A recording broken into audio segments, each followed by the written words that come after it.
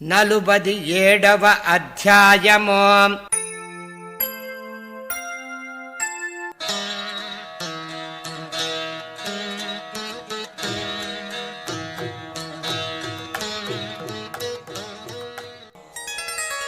ఓం శ్రీ గణేశాయ నమః. ఓం శ్రీ సరస్వత్యై నమః. ఓం శ్రీ గురుభ్యో నమః. ఓం శ్రీపాద శ్రీవల్లభ శ్రీ నృసింహ సరస్వతి దత్తాత్రేయ గురుభ్యో నమః. సిద్ధయోగి ఇంకా ఇలా చెప్తూ ఉన్నాడు.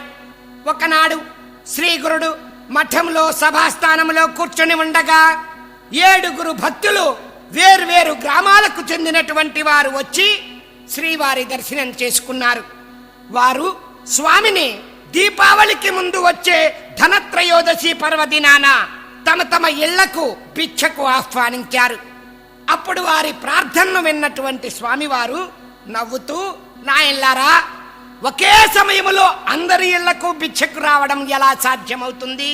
కనుక మీలో మీరు సంప్రదించుకొని ఎవరింటికి రమ్మంటే వారి ఇంటికి వస్తాను అని అన్నారు. అప్పుడు 7 స్వామి తమ ఇంటికి రావాలంటే తమ ఇంటికి రావాలని వాదించుకుంటూ ఉన్నారు. వారి వాదనలన్నీ విన్నటువంటి స్వామివారు వారిని దగ్గరకు పిలిచి, నాయనలారా, మీ అందరిపై మాకు విశ్వాసమున్నది. ఆ రోజు మా ఇష్టానికి వదిలిపెట్టండి, మాకు తోచిన చోటికి మేము రాగలము అని చెప్పి అన్నారు. అప్పుడు ఆ భక్తులు నమస్కరించి, స్వామి, మా స్థితిగతులను ఎంచవద్దు అని చెప్పి అన్నారు. కానీ స్వామి వారిలో ఎవరింటికి రాకపోతే వారు ఆత్మహత్య చేసుకుంటామని అన్నారు. వారిలో పేదవారు, అయ్యా, మేము పేదవారము, అయినా అలనాడు శ్రీకృష్ణుడు రారాజైనటువంటి దుర్యోధనుడు ఆహ్వానించిన అతని ఇంటికి వెళ్లకుండా తననే నమ్ముకున్నటువంటి పేదవాడైన విదురుని ఇంటికే వెళ్ళాడు. అలాగే మీరు కూడా మా ప్రార్థనలను తోసిపుచ్చవద్దు అని ఎవరికి వారే శ్రీగురుణ్ణి వేడుకున్నారు. అప్పుడు శ్రీగురుడు, నాయనలారా, మీరు మీ ఇళ్లకు వెళ్ళిపోండి, ఆ రోజు మాకు తోచిన చోటికి మేము వస్తాము, సందేహించవద్దు అని చెప్పి అన్నారు. అలాగని ఎవరి ఆహ్వానాన్ని మన్నించి వస్తారో అని వారు వెళ్లకుండా అక్కడే నిలబడి చూస్తూ ఉన్నారు. శ్రీగురుడు వారు అలా చెప్తే వెళ్ళరని చెప్పి తలచి వారిని ఒక్కొక్కరినే దగ్గరికి పిలిచి, నాయనా, మేము మీ ఇంటికే భిక్షకు వస్తాము, అన్ని ఏర్పాట్లు చేసుకో, ఇంకెవరికి చెప్పవద్దు, మౌనంగా వెళ్ళు అని చెప్పి అన్నారు. ఎవరికి వారు సంతోషంతో స్వామి తమ ఇంటికంటే తమ ఇంటికి వస్తారని మౌనంగా వెళ్ళిపోయారు. ఇంతలో ఈ విషయం అంతా తెలిసినటువంటి గంధర్వపుర వాసులు స్వామి దగ్గరికి వచ్చి, స్వామి, ఆ పర్వదినాన మీరు మమ్మల్ని విడిచి ఎక్కడికి వెళ్ళవద్దు అని బతిమిలాడుకున్నారు.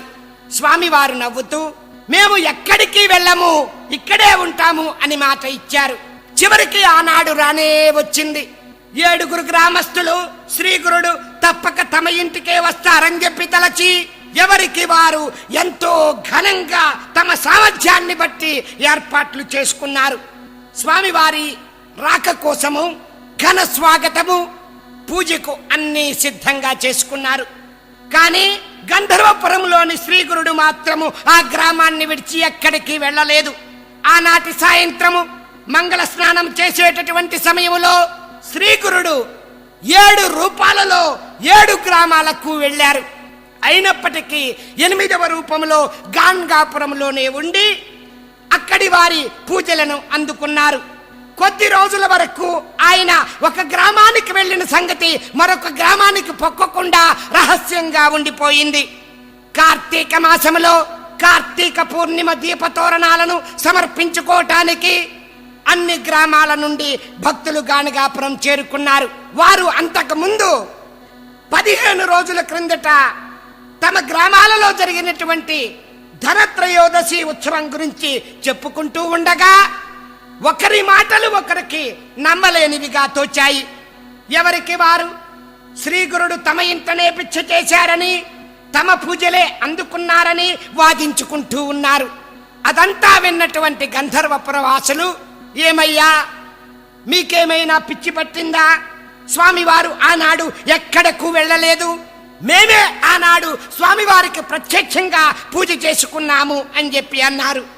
ఈ వివాదాలన్నీ కూడా విన్నటువంటి శ్రీగురుడు చిరునవ్వు నవ్వుతూ వారందరినీ దగ్గరకు పిలిచి, నాయనలారా, మీలో ఎవ్వరూ కూడా అబద్ధం ఆడటం లేదు, మేము అంతటా ఉన్నాము అని చెప్పి అన్నారు. ఈ మాటను విన్నటువంటి వారందరికీ శ్రీగురుడు అన్ని రూపాలలో ఒకే సమయాన వెళ్ళి అందరి పూజలను అందుకున్నారు అనేటటువంటి విషయం బయటపడింది.